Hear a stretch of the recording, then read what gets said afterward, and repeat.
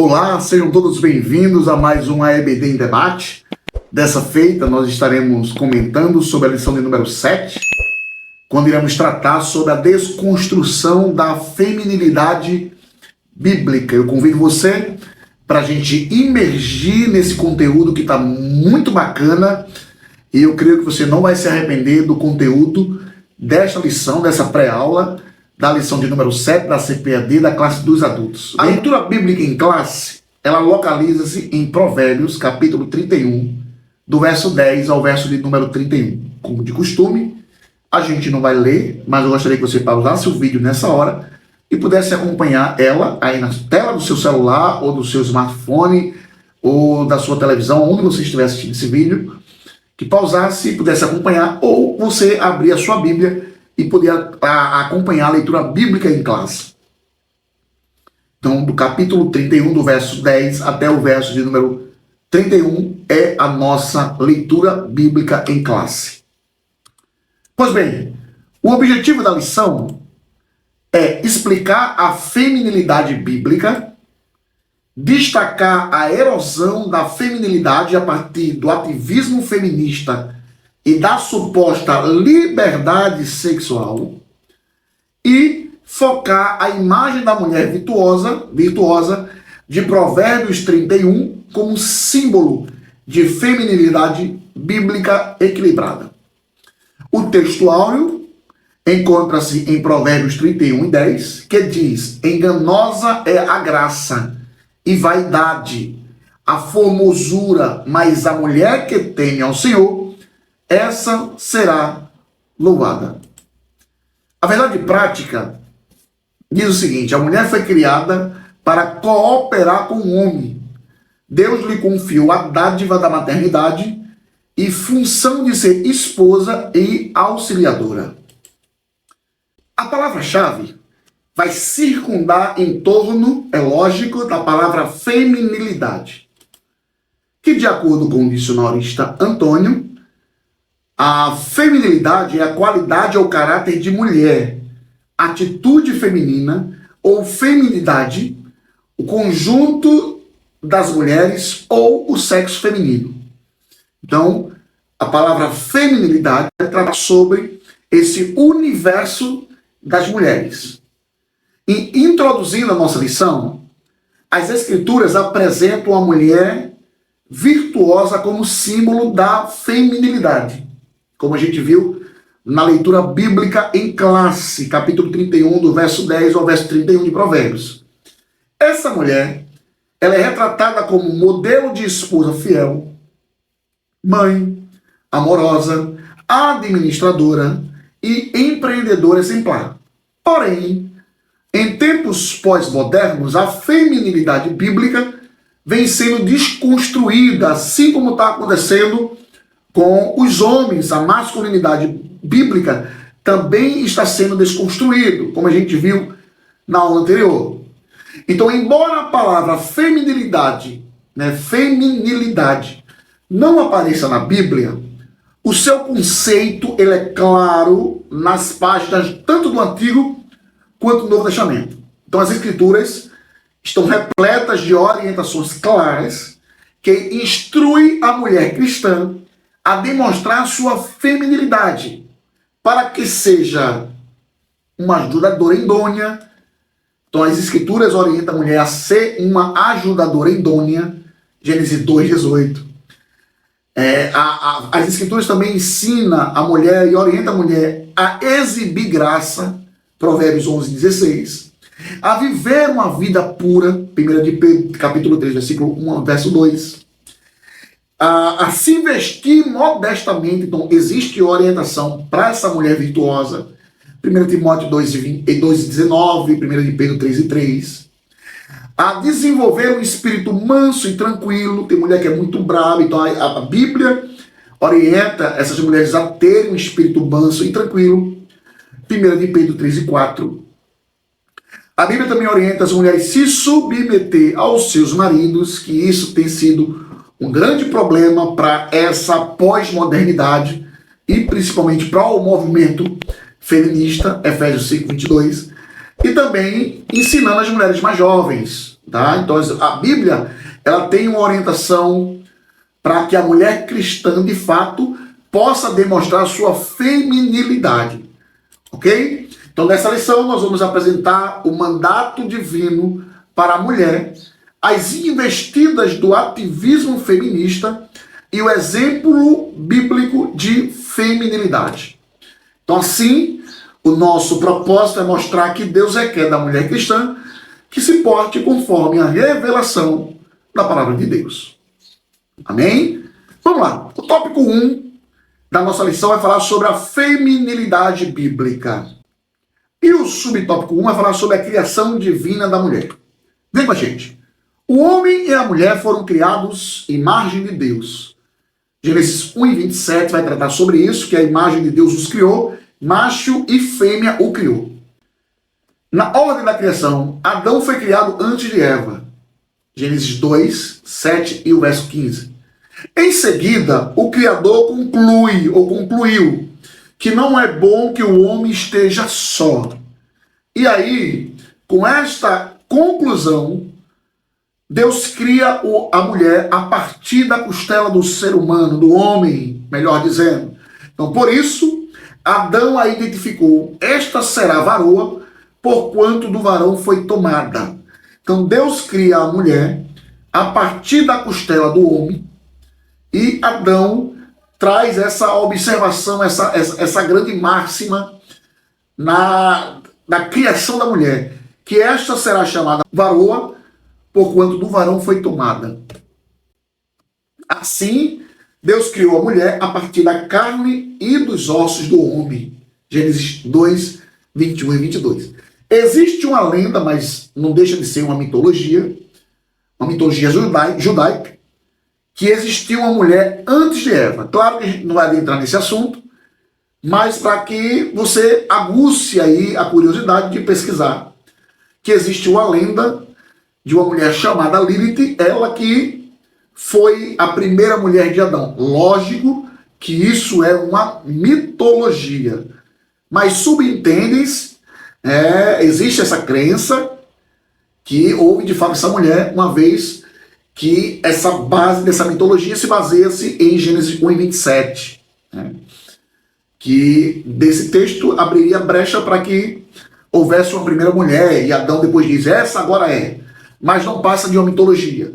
Mas é importante frisar porque está muito difundida esse tipo de teoria nas redes sociais, na internet, que talvez isso confunda algumas pessoas. Até em séries e filmes já vem sendo falado sobre essa personagem Lilith, que foi considerada a primeira mulher de Adão, mas isso não passa de uma mitologia, ok?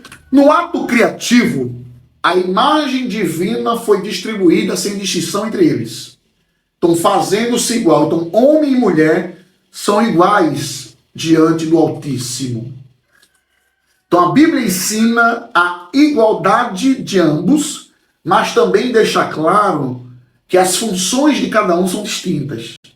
Então, a Bíblia sempre deixou muito claro o papel do homem e o papel da mulher. Então, Adão e Eva foram criados iguais em personalidade, valor, honra e respeito. Então, nenhum se sobressai sobre o outro.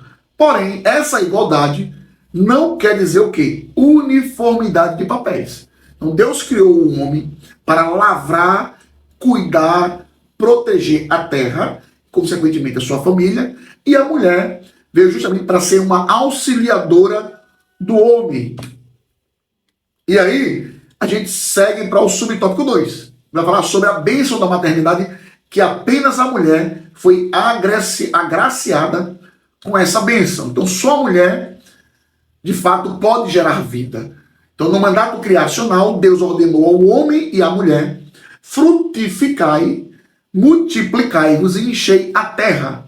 Obviamente, uma tarefa difícil e impossível para Adão se realizar sozinho. Então, era necessário que ele fosse criada uma auxiliadora, uma mulher que pudesse ajudá-lo, a realizar esse mandato divino. Então, sozinho seria impossível para Adão. Assim, a mulher foi criada com a bênção da maternidade e com a função de ser esposa e mãe. Adão a chamou de Eva. Então, Adão olha para aquela mulher e a chama de Eva, porque ela, de fato, seria mãe de todos os seres viventes. Então, desse modo, o papel natural da mãe inclui a dádiva da procriação, de cuidadora do lar e dos filhos, conforme 1 Timóteo capítulo 5, versículo 14. Então, esse é o ponto crucial e sensível em que as feministas consideram que um ultraje que vai limitar somente a mulher a função social de ser mãe, de ser mulher. E que, por isso, elas lutam por emancipação dos afazeres do lar e da maternidade. Então, esse é um ponto crucial. É muito sensível esse ponto, que a Bíblia vai abordar, que a mulher, de fato, foi criada nesse sentido de ser uma ajudadora, de ser uma auxiliadora, de cuidar do lar, de cuidar dos filhos, da procriação. Isso tem sido um ponto muito sensível dentro desse universo feminista, né? Porque elas consideram um ultraje que limita a mulher somente à função social de ser mulher, de ser mãe e da maternidade. Então, a gente vê que também não é só isso. Não é essa limitação, de fato, do que eles falam, não, né? Então, a gente vai ver agora a mulher como auxiliadora. O subtópico 3 vai trazer sobre essa perspectiva, não apenas a bênção da maternidade, que só foi dada à mulher, essa bênção, como também a mulher como auxiliadora. Então, a mulher foi criada para ser auxiliadora do homem. 1 Coríntios 11, 9. Então, nesse termo, ou nesse caso, o termo auxiliador também é empregado para se referir a Deus. Salmo 33 e 20. Vamos ler esse versículo. Salmos 33 e 20. A nossa alma espera no Senhor. Ele é o nosso auxílio, ou auxiliador, e o nosso escudo. Então você vê que a palavra auxiliador também está se referindo a Deus. Ele é o nosso auxílio e o nosso escudo. O Salmo 121, versículo 1 e versículo 2 diz assim: levantarei os meus olhos para os montes, de onde vem o meu socorro? O meu socorro vem do Senhor, que fez o céu e que fez a terra. Então você vê o termo auxiliador também empregado a Deus, a se referir ao Senhor. Então, portanto, auxiliar não é algo depreciativo como alguns acham, e sim uma nobre função de ajuda e de socorro. Também é empregado ao Senhor essa mesma palavra, esse mesmo termo. Então, o fato da mulher ser considerada uma auxiliadora, isso não pode ser considerado depreciativo, e sim uma honra, uma nobre função, que é de ajuda e de socorro. Então, nesse aspecto, a Bíblia enfatiza que Deus criou a mulher para ser uma ajudadora idônea. Gênesis 2 e verso 18. Então, Deus fez a mulher para cooperar com o homem, não como alguém inferior, mas como complemento com suas igualdades e as suas diferenças. Então, Deus criou o casal, um homem e mulher em igualdade. Todos os dois são iguais perante Deus, mas as suas funções são distintas. Essa complementaridade mútua é necessária à formação do casal. Então, a procriação, a satisfação sexual, a vivência afetuosa e prazerosa para cumprir a vontade de Deus. Então, esse complemento mútuo entre o casal, ela é necessária na formação desse casal para quê? Para a procriação, para a satisfação sexual, para a vivência afetuosa entre o casal e prazerosa para cumprir a vontade, a chamada, o mandato de Deus. Tá certo? Então, a gente finaliza o tópico 1 com a sinopse de que Deus criou a mulher com funções de cuidar e auxiliar no desempenho de sua família, trazendo assim equilíbrio à sua casa. Imagine uma casa sem a presença feminina, sem os detalhes da mulher, sabe? Então você vê que fica algo meio incompleto. É lógico que tem homens que são jeitosos, mas você percebe que aonde existe a presença feminina, sempre existe um capricho melhor, sempre existe um detalhe que faz a diferença, sempre existe um ponto crucial, importante, que somente as mulheres têm. Então, essa função de cuidar e de auxiliar no desempenho da sua família, isso é importante demais. Então Deus cria a mulher com esse poder, com essa destreza, com essa função tão primordial que foi dada apenas à mulher, certo? Porque de fato a mulher, ela traz esse equilíbrio para o seio familiar. E nós vamos seguir para o tópico seguinte, que vai falar sobre a desconstrução da feminilidade. O subtópico 1 vai falar sobre o ativismo feminista. Então, no século XIX, aconteceu na Europa e nos Estados Unidos a primeira onda do ativismo feminista. Então, as mulheres reivindicavam os direitos iguais aos homens. E dentro das conquistas desse movimento, o primeiro direito que igualou ao homem, nesse período, nesse movimento, nessa onda, foi o direito ao voto. Então as mulheres tiveram aí a oportunidade, o direito de votarem. No século XX, que foi considerada a segunda onda do feminismo, houve uma luta desse grupo por direitos reprodutivos e liberdade sexual.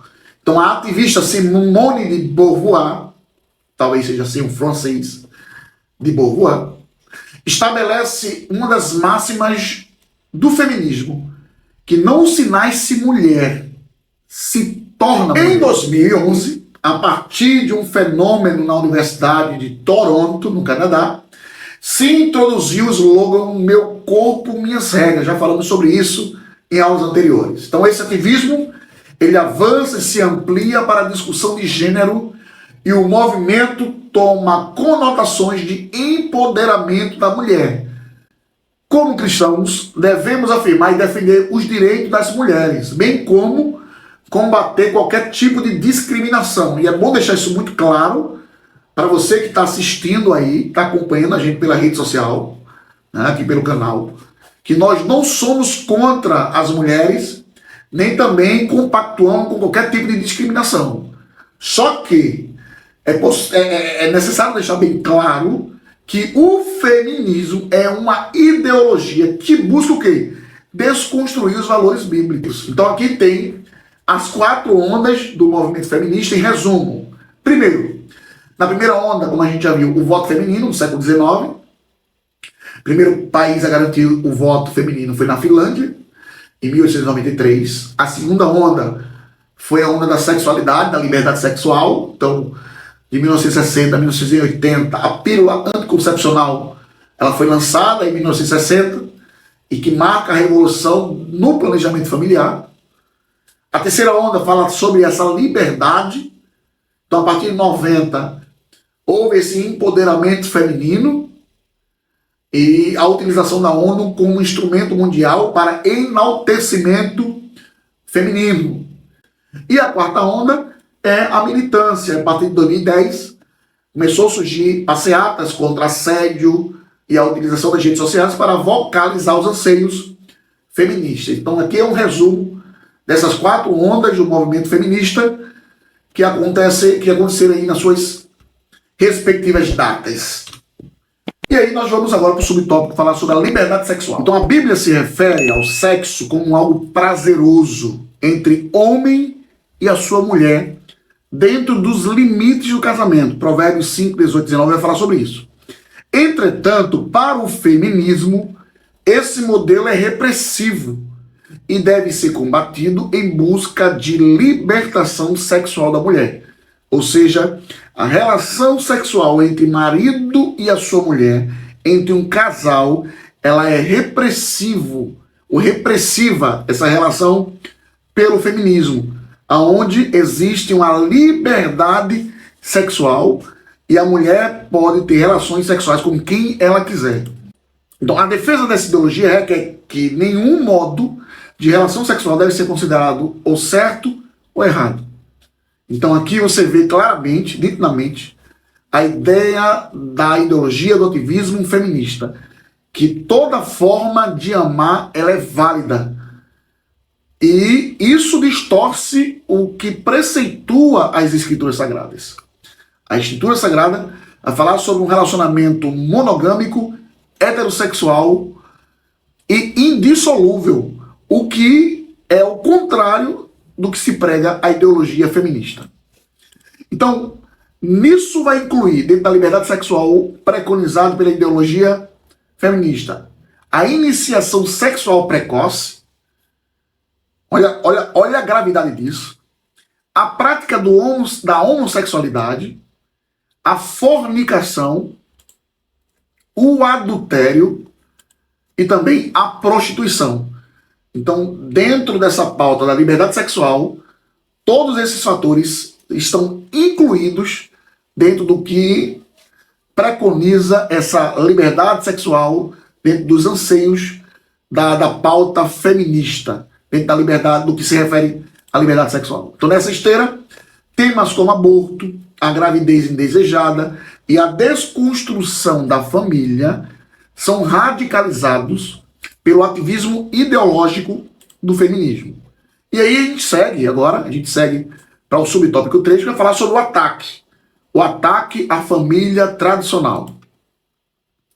A Escritura ensina que o casamento ele é monogâmico, ele é heterossexual e indissolúvel, tendo o homem como líder da família.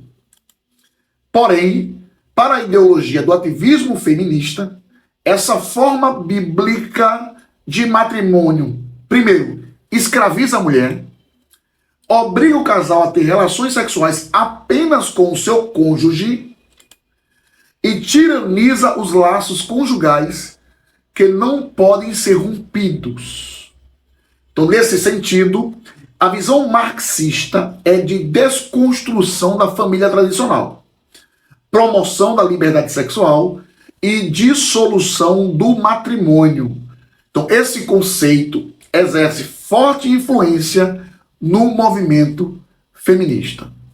Então, o ativismo radical rejeita a maternidade, faz apologia ao aborto, considera ofensivo o papel da mulher como auxiliadora.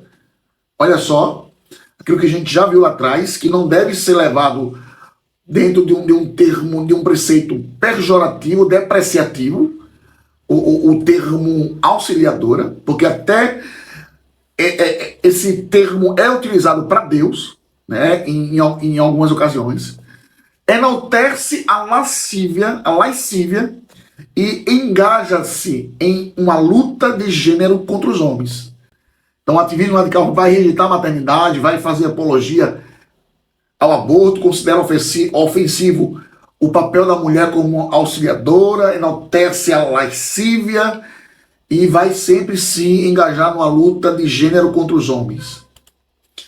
E finalizando aqui o tópico 3, dentro dessa sinopse, a erosão da feminilidade é representada pelo ativismo feminista, sua defesa da suposta liberdade sexual e de seus ataques ao modelo da família tradicional. Que tenhamos muito cuidado e oremos pela nossa sociedade, porque a tendência é de piorar cada vez mais.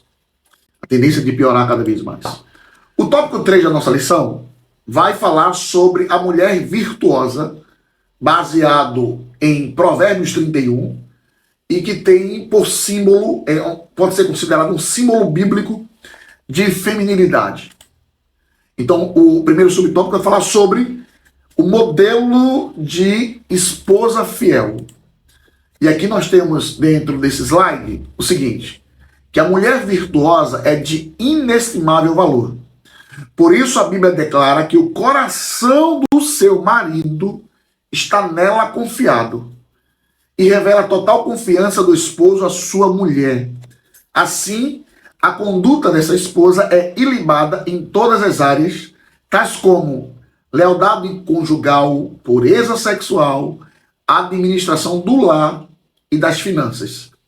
E Provérbios capítulo 31, e verso 10 diz o seguinte: mulher virtuosa quem a achará, o seu valor excede muito ao de rubis. E o verso 31 também diz: o coração do seu marido está nela confiado. Então, o excelente gerenciamento dessa mulher não coloca a família em necessidade. Quando a mulher ela exerce com destreza, com sabedoria, com responsabilidade, com excelência, esse gerenciamento, a sua família ela não vai passar necessidade. Por quê? Porque nessa casa nenhuma fazenda faltará. É o modelo que está prescrito em Provérbios 31 da mulher virtuosa.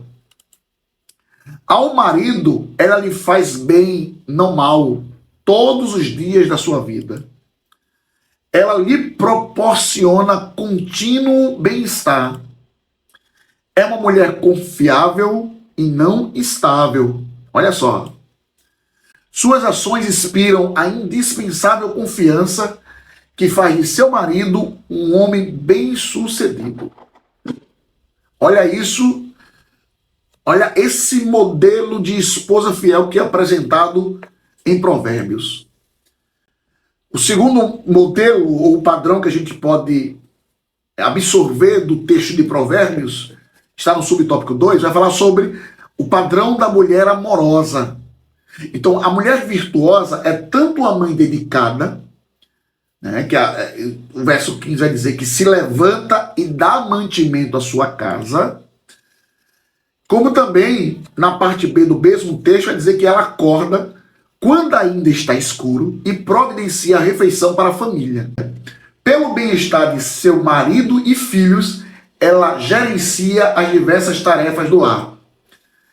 Ela é uma mãe protetora, seus filhos estão adequadamente vestidos, tanto no calor como no frio, conforme diz o verso 21, não receia a neve por seus familiares, pois todos vestem agasalhos. Então essa mãe virtuosa educa sua prole com sabedoria e bondade. Verso 26 do capítulo 31. Antecipa as dificuldades domésticas e não come o pão da preguiça. Os filhos reconhecem seu incalculável valor, a elogiam, agradece e retribui o amor recebido dessa ditosa mãe. Verso 28. Então, queridos, você vê que no capítulo 31, falando sobre a mulher virtuosa, nós conseguimos identificar alguns modelos e padrão dessa mulher virtuosa, como a gente viu aqui, o padrão de uma mãe amorosa. E nós seguimos ainda para um exemplo de administradora e empreendedora. Você vê que essa esposa virtuosa, essa mulher virtuosa, ela é uma esposa completa. Biblicamente, ela é uma esposa completa. E você vê agora exemplo de administradora e de empreendedora. Então, a mulher virtuosa é uma notável administradora, como também uma notável empreendedora. Ela sabe aproveitar, ela sabe administrar, ela sabe como cuidar dos negócios da família. Então, ela adquire tecidos, está aqui dentro do capítulo 31 de Provérbios, confecciona roupa, confecciona e adquire lençóis e colchas de boa qualidade, compra propriedades e gerencia negócios lucrativos. Olha só esse exemplo de administradora, de empreendedora. Além disso, ela administra a produção e a venda de seus empreendimentos. Ela é generosa e sensível, também ajuda os pobres e necessitados. Ela é cheia de energia e de bom caráter, é autoconfiante em relação ao futuro. Essa esposa, mãe e empreendedora, é louvada por sua família. O seu valor é imensurável. Não reside na aparência física, mas em um coração temente a Deus. E o exemplo e as virtudes dessa mulher serão publicamente reconhecidos. Aí eu lhe faço uma pergunta. Você conseguiu enxergar esse tipo de mulher em alguém que você conhece? Será que você conseguiu agora identificar que alguma mulher próxima a você, ou a tua esposa, ou a tua filha, ou a tua mãe, tem esse exemplo que a Bíblia apresenta? Veja que coisa linda, e que eu sei que muitas mulheres vão se identificar com o que está escrito em Provérbios de Salomão, capítulo 31. Então, sintetizando aqui o tópico 3, a mulher virtuosa é um símbolo bíblico que tem a ver com a esposa fiel, com a mãe amorosa e com a mulher empreendedora. Ela sabe se pôr no lugar dela e o faz com excelência. E um tópico extra, é lógico que vamos trazer esse tópico extra, falando sobre as perspectivas bíblicas sobre as mulheres. Então vamos lá. Falando sobre a perspectiva bíblica sobre as mulheres, primeiro, homens e mulheres são iguais diante de Deus, detentores da mesma importância e dignidade aos olhos do Criador. Então as Escrituras ensinam que Deus criou tanto o homem como a mulher à sua imagem, dando a ambos o domínio sobre a terra e concedendo-lhes as mesmas capacidades intelectuais e espirituais. Então o homem e a mulher foram criados do mesmo jeito, igualzinho, com o mesmo grau de importância e dignidade diante de Deus, e como já falamos, só com funções distintas e diferentes. Uma outra perspectiva bíblica sobre as mulheres é que, apesar de iguais diante de Deus, homens e mulheres possuem papéis diferentes diante de Deus. Ou seja, apesar de homens e mulheres terem igualdades, eles não são iguais. É incrível isso.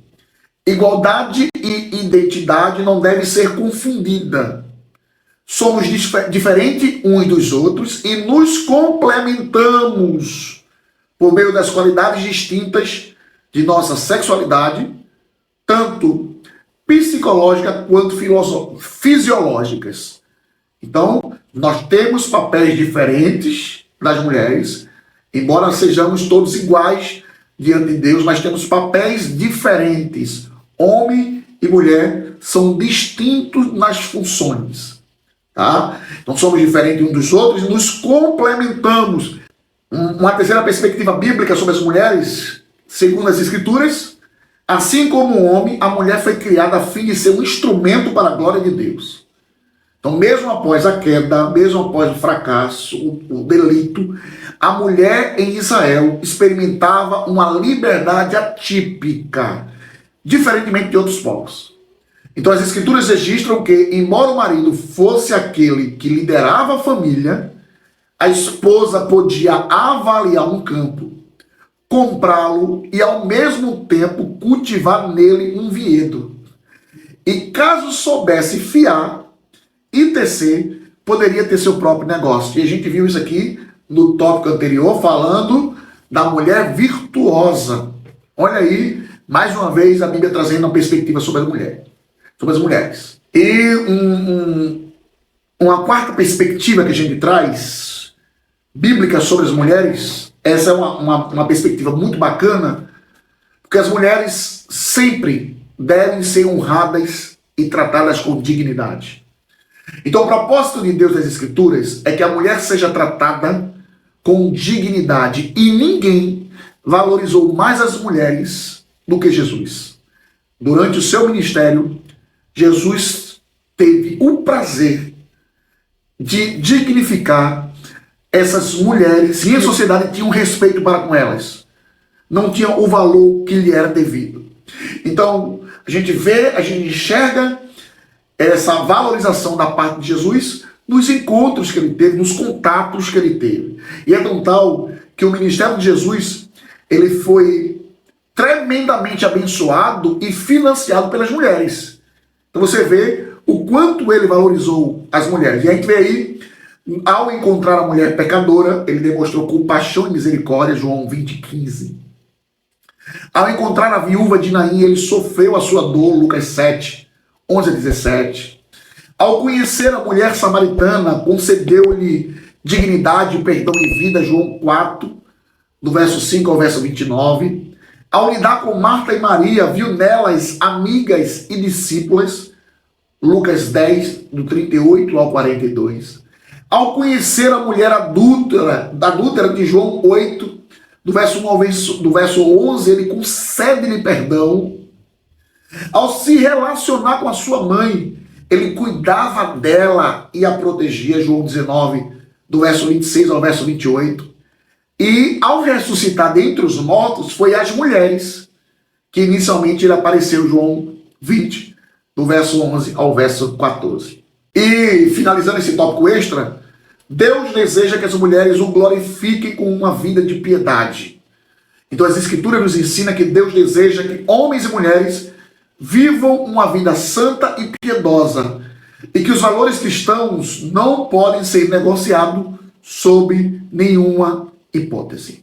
Ok? Então a gente chega aqui à conclusão de mais uma pré-aula, concluindo o seguinte, que a Bíblia revela que homens e mulheres se completam, que marido e esposa são iguais como pessoas, mas diferentes nas funções divinamente estabelecidas.